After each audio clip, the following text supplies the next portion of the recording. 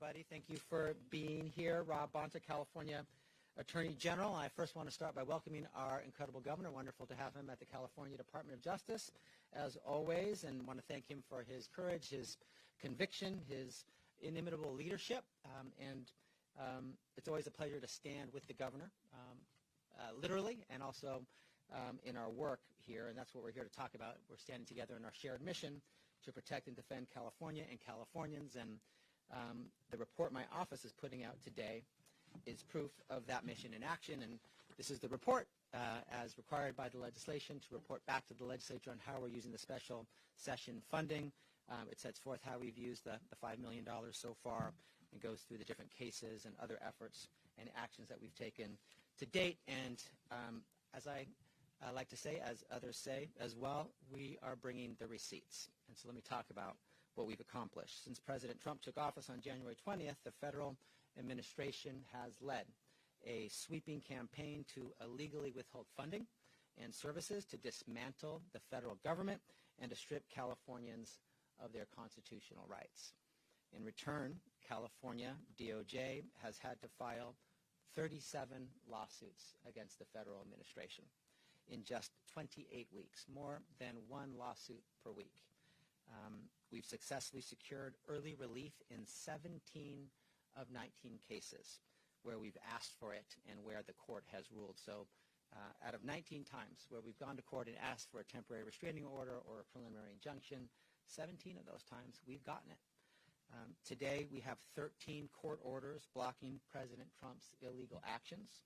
On top of that, there have been other instances where the administration has conceded and reversed course outside of a court ruling, without a court ruling to document and affirm that fact. So there's other metrics for victory as well. One example of that is just recently, when days after we filed a lawsuit, the Department of Education restored funding it had illegally frozen and that we had made a subject of our lawsuit. We've also brought more than 40 amicus briefs, filed more than 40 amicus briefs in support of other related cases that are aligned with our mission and our work. In just the first 6 months, California DOJ's actions have restored, protected, and defended over $168 billion in federal funding that our state, that our communities, that our families rely on. So $5 million of special session money to fund the work, to support attorneys and paralegals in my office, $168 billion protected. That means that for every $1 we've been given by the legislature and the governor from special session funding to do this work, and we are very grateful for that funding, we've returned $33,600 for the state. $1 for $33,600 in return. And just to put it in perspective, if you told a Wall Street investor they'd get a $33,000 return on every $1 invested, they would trip over themselves to get in on that deal. In its first week, the Trump administration tried to freeze $3 trillion with a T dollars in nationwide funding. Less than 24 hours later, we were in court to freeze him in his tracks, saving $168 billion for California alone, 1/3 of our state's annual budget. When the administration's initial attempt at a wide net cut failed, it changed course and it flooded the zone with near constant attempts to cut off funding anywhere and everywhere they saw an opening. Like a dangerous and unruly game of whack-a-mole. They kept coming for the same funding, to cut it off, to impound it. We've been ready to strike back at every turn, securing early court wins to protect a total of $11 billion from the onslaught of successive attacks, some of which were repeated attempts to claw back the same funding sources we'd already protected from in our first effort in week one. So we protected it once in week one. They came after it again. We defended it, that funding, again. Through those lawsuits, we saved approximately $7 billion in grants to upkeep the roads, railways, and airways and bridges that connect our communities, that ensure our people can safely get to work, get to school, and return home at the end of the day. We saved $939 million for California schools just weeks before classes started again. Funds for before, after, and summer learning programs, teacher preparation programs, and to support students learning English. We saved $972 million in critical public health funding for the state, funding that ensures access to immunizations, that identifies, tracks, and addresses infectious diseases, and that modernizes our public health system. And we saved more than $300 million for electric vehicle infrastructure to ensure our state is ready and able to move into a future driven by electric vehicles. Those are just some of the examples of the savings that we've had, the successes that we've secured. California isn't even asking for its fair share of federal funding. After all, we are the biggest donor state in the country, paying more federal taxes than we get back in return. What we're demanding is that we get the funding that's already been legally approved and appropriated to our state. Funding that comes from our tax dollars to support our schools, healthcare, transportation, and much more. The money is critical, and it touches every corner of California. But our work goes far beyond dollars and cents. It's also about stopping the federal administration from senselessly tearing down the federal government and the services Americans count on it to provide, paid for by our tax dollars. Is our government perfect? No, no institution is. But lighting it on fire and walking away is not the answer. That only stands to hurt our people and set our nation back for generations to come. We blocked the administration's attack on the Department of Health and Human Services because we need it to continue protecting the health and safety of millions of Americans, to combat infectious diseases, reduce smoking-related deaths, and ensure all families have access to early childhood programs. We blocked its attempt to dismantle AmeriCorps so volunteers can continue to answer the call to serve their country and their fellow American by tutoring students, serving veterans and older adults, fighting the opioid epidemic, and rebuilding our communities in the wake of disaster. We're also working to defend our constitutional rights, hard-fought rights the president cannot rewrite with the stroke of a pen, though he's tried. We are fighting for birthright citizenship and the more than 24,000 babies born in California each year who are rightfully U.S. citizens. So far, we've won multiple court orders blocking implementation of the executive order while our case proceeds. And we're working to safeguard Californians' personal and private data from government misuse, specifically from protecting it from DOJ and from private citizen billionaire Elon Musk, not elected to anything, by the way. We blocked the poorly named Department of Government Efficiency from accessing your financial data, sued the administration for illegally sharing Medicaid data with ICE, and challenged demands that we turn over the sensitive and personal data of SNAP recipients. When you add it all up, you see the totality of what's at stake. The California dream. The idea that every Californian, no matter how they look, where they live, or how much money they have, can send their kid to school, go to the doctor when they're sick, and put food on the table and a roof over their heads. Can work hard, support their families, and give back to their communities. Can rely on their federal and state government to have their back. I want to be very clear. I don't want to have to file these lawsuits. I'd much rather work with the federal government to serve, protect, and uplift our people and our state. In fact, the moment the Trump administration stops breaking the law and violating the Constitution, we'll stop suing. It's simple. Until then, we have no choice but to take legal action. No one is above the law, not even the President of the United States. When you break the law, you need to be held accountable, plain and simple. The irony is the President has an enormous amount of lawful power at his fingertips.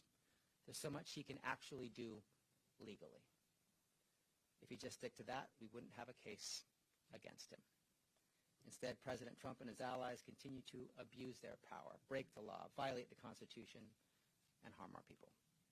Be it threats to our schools, research for our future, medical care for our sick, or infrastructure that keeps our communities working. There's too much at stake to sit idly by and follow and allow the president to continue unchecked. So you've got my word. Every time the president or his allies break the law, my incredible team of public servants at the California DOJ and I will be here to take them in court, just like we have 37 times already. As Attorney General, it's my job and my honor to protect California's people, resources, and values. I've got your back. I've got California's back. I'll protect your rights, your freedoms, your funding, and our values. And fortunately, I don't stand alone.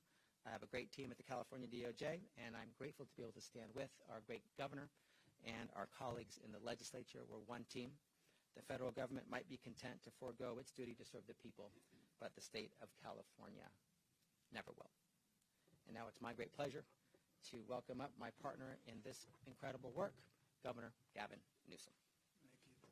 Thank you to the Attorney General. Thank you for the comprehensive overview, and thank you for putting together this report in a transparent way. You may recall this report came out of a legislative process that began during the transition of the Trump administration. We called a special session.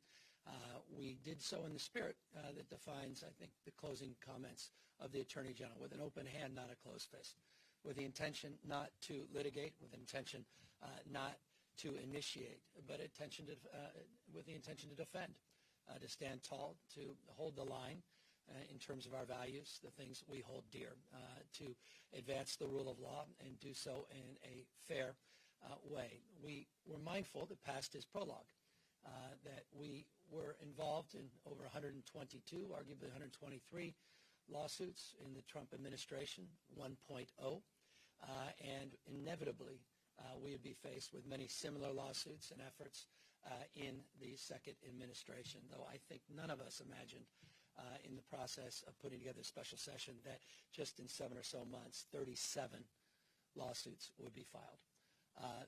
None of us are surprised that so many of them have been successful. Nothing about what Trump is doing should come as a surprise, save the scope, the scale, the shock and awe, as it's been described, of the totality of his efforts. Thankfully, we have an outstanding leader in our Attorney General, someone didn't need to be convinced to fortify, to provide a bridge. That was the idea of the special session. After all, a bridge to the budget to make sure he had the resources so that he can move forward quickly, whether it was internal efforts or to the extent he needed to find counsel outside, he would have the luxury, he would have the resources to do so. With the support of the legislature, we not only advanced the $25 million in the special session, but with the support of the legislature just a few weeks ago, we also were able to significantly increase the ongoing support for our litigation posture here at the DOJ. I'm grateful to the Attorney General. I'm grateful to leadership in both the Senate and the Assembly for supporting new positions and supporting additional resources that will supplement the resources that were set aside, those one-time resources, the $25 million in the special session. It was never the intention to quote-unquote Trump-proof, your words, not mine, during the special session, but undoubtedly those resources have come to bear great fruit. And I'm grateful again to your leadership, to your team's leadership, to your stewardship, to the partnerships that you've formed with other states. And I think this closing is a critical point. It's the old African proverb, you want to go fast, you can go alone, but if you want to go far, go together. And the partnerships that have been formed with other attorney generals all across this country have been formidable and have had tremendous impact in terms of the success with these preliminary injunctions, success so far in this process. But none of us are naive about what's next, and none of us are naive about the imperative of making sure that we're resourced and we have a resourceful mindset as we move forward. Tremendous return on investment. But again, this is just 7 months into a new administration, and there's no question in my mind that the most vexing challenges are in front of us, not behind us. So I'm here just to support and amplify the work that was done in putting together this report, but also extend gratitude not just to the Attorney General, but again to the legislature for approving this appropriation, for supporting that special session, and setting up this strategy, first of its type in the country. We took this next administration, the new Trump administration, seriously, and thankfully we did. And I'm very, very proud of you and your team and grateful for the opportunity just to highlight and reinforce the success that's laid out today in this report. Thank you, Governor Newsom. Appreciate the partnership again, the kind words, the ability to talk about in a transparent way what we've accomplished so far, and with clear eyes and a sober outlook, ready for whatever happens next. We will continue to do what we've already done. And I think what we've accomplished is proof positive of what we hope we can continue to accomplish on behalf of California, our people, our values, and our future. So with that, happy to answer any questions that you might have.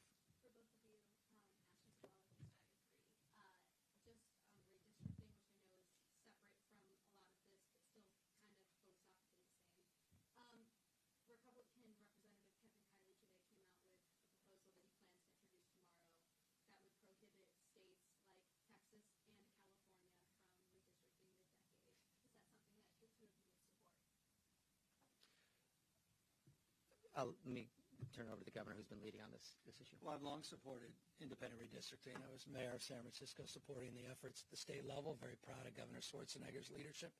I'm proud of those that supported that effort. I was one of the few elected Democrats at the time that publicly stated my support for the independent redistricting. So absolutely, I support a national framework. In fact, the work we're advancing with the legislature does just that.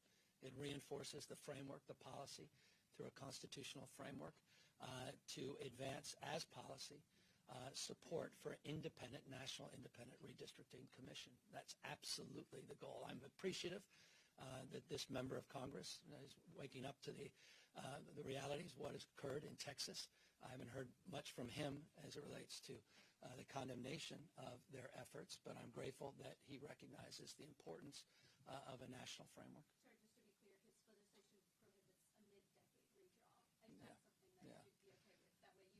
Well, this whole thing is in response to, and in many ways it's the spirit, and I appreciate your question, and I'll build off it. It's the spirit of the special session, this special session, as it relates to putting ourselves in a position to respond to the assault on the rule of law and our democratic principles, principles of federalism, 10th Amendment, that so often are brought to bear in light with the litigation that we've advanced. The proposal that we're advancing with the legislature has a trigger. Only if they move forward to dismantling the protocols that are well established would the state of California move forward in kind, fighting yes, fire with fire. So in that light, I believe there's consistency. Hi, Governor. Monica Madden, ABC 7 News. Last night, California state Democrats and congressional Democrats had a meeting to discuss this ongoing redistricting plan, and we're hearing that California Democrats have a draft, or almost are done with the draft of these maps. Have you been in conversations with leadership about this? Have you seen the maps? And of course, this would end up going through the legislature. I haven't seen the maps, but we helped initiate those conversations. My team were part of those conversations last night. They've been an ongoing series of conversations that continued into the evening, continued this morning, and will continue until we land on a process. That process has to have the concurrence, the support of 2/3 of the legislature. The maps, we believe, should be transparent. They should be provided in a transparent way to the public. And as a consequence, those maps are being processed and will be brought to light. I have not had the opportunity, nor am I getting into the details of what those maps look like. I'll allow more objective minds to do just that. But the ultimate determination will be by the people of the state of California. We will offer them the opportunity to make judgment for themselves. Again, only if Texas moves forward. We would maintain the framework of the Independent Redistricting Commission that I support, that I believe in. We would just allow for this mid-census redistricting to occur just for congressional maps in 26, 28, and 30. It would also state, as I said a moment ago, and I'll reinforce, that we believe it should be national model, independent national redistricting. revert back to its original form. But it's done in response to the existential realities that we're now facing. Things have changed. Facts have changed. So we must change. In the spirit of Lincoln's infamous second inaugural, we have to disenthrall ourselves so we can save this country. We've got to think anew. We've got to act anew. Things have changed. We're reacting to that change. They've triggered this response, and we're not going to roll over. And we're going to fight fire with fire. But we're going to do so not just punching with the weight of the fourth largest economy, the most populous state in our union, the size of 21 state populations combined, but we also will punch above our weight in terms of the impact of what we're doing. And I think that should be absorbed by those in the Texas delegation. Whatever they are doing will be neutered here in the state of California. And they will pay that price. And we believe public opinion is with our approach. And I appreciate the growing recognition in other states of other governors of like mind and the people of this country recognizing what's at stake. These folks don't play by the rules. If they can't win playing the game with the existing set of rules, they'll change the rules. That's what Donald Trump has done. He's dialing for seats. Familiar because he dialed for votes in the last election. Here's someone who tried to break this country, tried to light democracy on fire on January 6th. He recognizes he's going to lose in the midterms, and we have the opportunity to de facto end the Trump presidency in less than 18 months. That's what's at stake, and that's why we're putting a stake in the ground. We're not drawing lines to draw lines. We're holding the line on democracy, on the rule of law, co-equal branches of government, popular sovereignty. That's what this is about.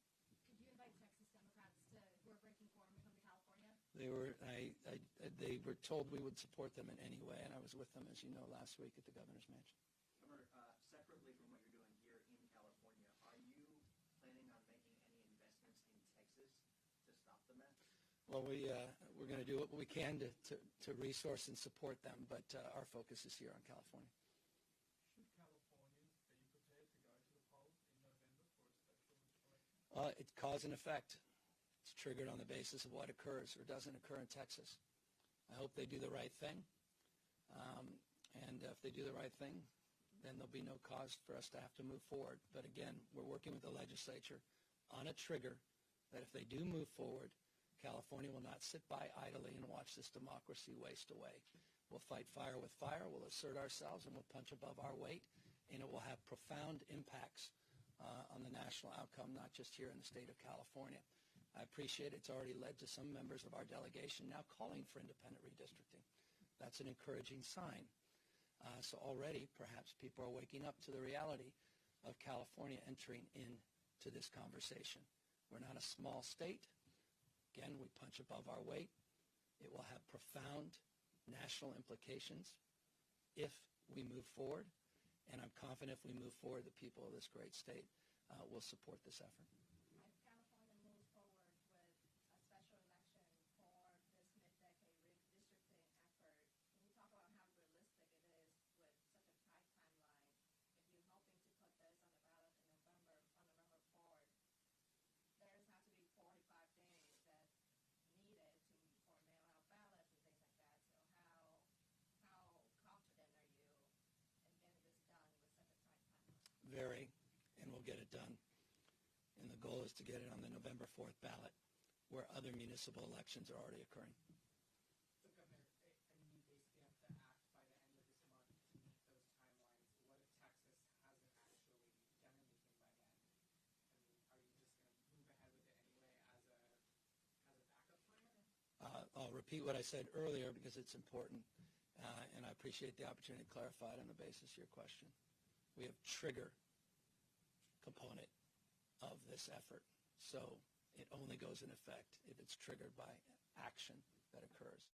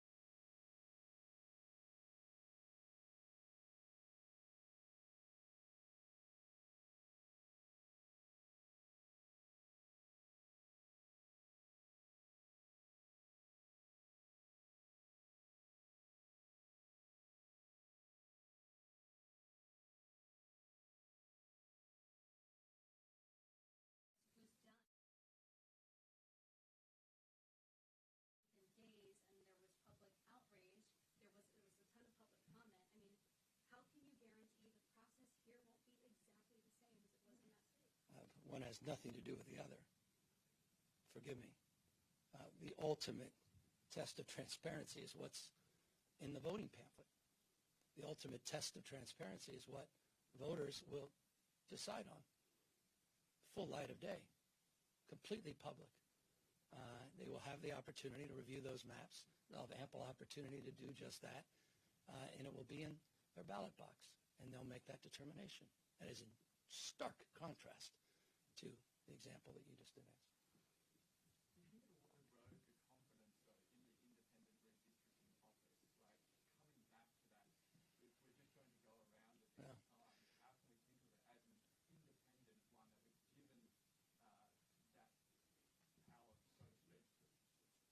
Well, we believe in the core principles. Things have changed. I mean, again, the word disenthrall is the operative word here. You know, when things change, facts change, you've got to change. This is serious stuff.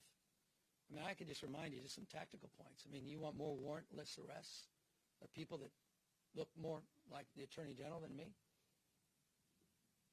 You want to continue to sit back as we have aid to people that are desperate and in need to get their lives back on track because of one of the most significant disasters, natural disasters in American history that happened in Southern California? You want that aid conditioned on a political whim of someone in 1600 Pennsylvania Avenue? I go down the list. All of that is on the line here. It's not a gross exaggeration, not an exaggeration at all. Remember, the origin story here is Donald Trump made a phone call, so familiar. Just out in the open, corruption at a whole nother level. Do not allow this to be normalized. I told Greg Abbott, I need you to find me, in this case, 5 representatives. These guys aren't screwing around. So I'm not here to, it's not an intellectual exercise. I'm not here to be a member of some think tank. We're here as pragmatists, practitioners, and I've got kids. I care deeply about the 250th anniversary of this great country that we'll celebrate next year. It's all at risk. This guy's not screwing around, and nor are we.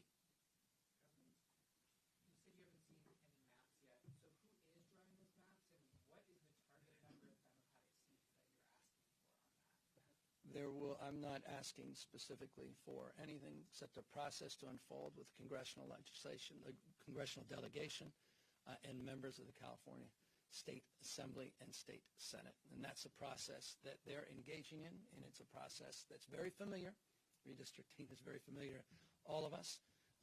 And these are maps that I'm told are relatively familiar as well. The independent redistricting puts out maps all the time. Have seen many maps over the years, and some are approved, some are not, and those processes unfolding as we speak. But it is not a process that I, as governor of the state of California, am advancing in any detail. It is a process that's happening with the delegations. It's a process that will be made transparent, fully transparent, and the ultimate determination of this approach will be made by the people of the state, and we hope that occurs with a special election that will coincide with municipal elections, many, not all. LA City is one, others as early as November 4th. As I said, we will punch above our weight, and we will more than address the concerns that have been expressed by actions in other states. Can I ask one question about this actual report? Sure. Unbelievable. I would like to have a very question as you ask. A question about this report? Yes, please. A two-part response from my colleague. First of all, for both of you, is there one win that has been especially meaningful to you in court that represents the California values? And second, an in-the-weeds financial question, $25 million is hard for people to understand. Is it being spent on outside counsel?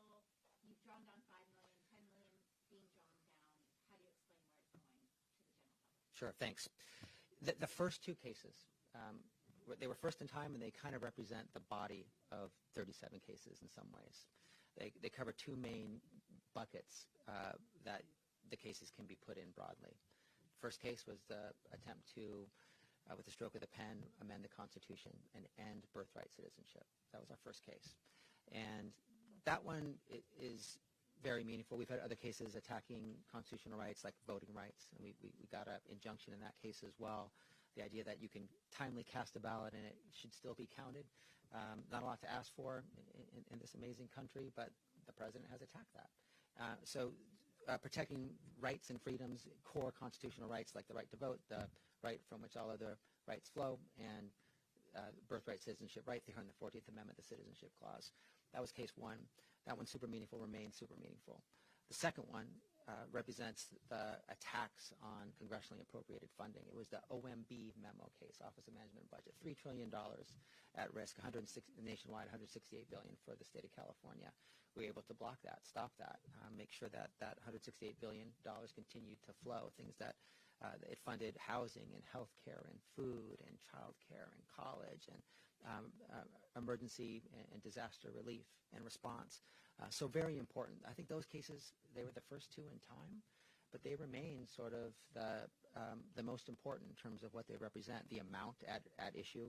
Nothing has been higher in terms of what was at stake in terms of financially than the $168 billion in the OMB case. And this core constitutional right being attacked by the president on day one, the day he raised his hand and took the oath to follow the laws and the Constitution, he breaks it later that day and tries to amend the Constitution in a way that's unlawful. I think those two cases remain really important and defining as we continue the work. $25 million is a lot of money. We're grateful to have it. $168 billion is a lot more money than $25 million. We've spent $5 million. What do we spend it on? We spend it on attorneys and paralegals, the people who bring the cases, who file the complaint, who go to court, who argue the motions, who secure the restraining order, who secure the preliminary injunction, who write the briefs, who respond to the court, who protect the trial court victory at the appellate level. So it's mostly all attorneys with some paralegals, all inside. We have not spent any money on outside counsel in our litigation. We hope to internalize it. We think we have an incredible team. I think the success and the metrics that we've laid out today are proof positive of that. So we want to continue to support the great men and women at the California Department of Justice who do this work, our attorneys and our paralegals and their support teams. The National Guard lawsuit is expected to go to trial in Judge Breyer's court next week. Are you anticipating the Trump administration to try and get this lawsuit completely tossed now that they've been withdrawing slowly but surely the number of members on the ground in Southern California? We are very aware of that potential strategy. They sort of signaled it to us earlier, and their sort of slow withdrawal of Marines and National Guards people suggests that they might be coming to an end. They're not there yet. I mean, this is, by the way, far too slow and not soon enough. They should never have had people there. The Marines and the National Guards people arrived to quiet streets in LA the day they arrived. And the president has been incredibly, in my view, disrespectful to these patriots. He's treating them as political pawns, and they're sitting on federal buildings. They're sleeping over each other. They're not having appropriate support. And they should be doing other things. They were doing other things. The governor had the National Guard people doing important things, fighting fentanyl and wildfires, and they were brought to L.A. as a political stunt, unfortunately. But we're aware of that possibility. It might be that by the time of the preliminary injunction hearing, there's no National Guards people or Marines on the streets of L.A., and Judge Breyer would have to look at that and determine if the issue is still ripe and one that deserves a ruling, or if it's now moot because there's no more troops on the ground. But it reinforces the litigation strategy. Those things are not coincidental. Had we not positioned ourselves, we not postured with that litigation approach, we would not be in this position with that withdrawal. That's right. We pushed for the preliminary injunction hearing. They were aware of the hearing. The timing of their withdrawal is very cognizant of the hearing. And so our goal was to not have the troops there, and to the extent that they were there, have them removed as soon as possible. That is happening. So I mentioned earlier there's different ways to measure victory here. And some are with orders that we secure. Some are with the actions that the federal government takes in response to our actions in court. This is another example of that. Given the rate of litigation, do you anticipate having to add more to the $25 million fund? we're on ongoing discussions about how much is appropriate and needed to fund our successful lawsuits to defend California's rights, freedoms, and funding. So we're having those discussions with the governor's office, with the legislature. We're making it clear what we think we need. We're grateful for the $25 million and the ability to draw down that $5 million so far. We do think we will need more going into the future, and I'm hopeful that through the conversations that we have talking about what we would use it for, our success so far, what the continuing threats are down the road, that we'll get to a place that will work for everybody. And let me assure you, he will not be in need of resources to do his job. And this report only highlights why I feel very confident in his ability to execute and to deliver results for the people of the state. Just like Thank you. extremely with the $25 million, it's part of the legislation, and I want to acknowledge that you make yourself constantly available. You're always updating us, like almost daily, it seems like. But a part of the legislation directs you to also create a website that updates these cases, provides documents, just so that everyone's on the same page. I have a PR request actually in for your office that I haven't received a response to. You have a website right now that just has your press releases, but there's no sort of organized way to look at the status of each, so if you can't see what's pending. And this was helpful, this report. But, I mean, do you plan to have that kind of website moving forward? We always want to improve, and we want to always give the most updated information. Sometimes things change on a daily basis, but we expect and hope that people can go onto our website, look at what we're doing, look at the posture of those cases, what decisions have been made, has an appellate court gotten involved or not. And so I think we're interested in sharing more and being as transparent as possible. Thank you. That's all the time we have for questions. Thank you all.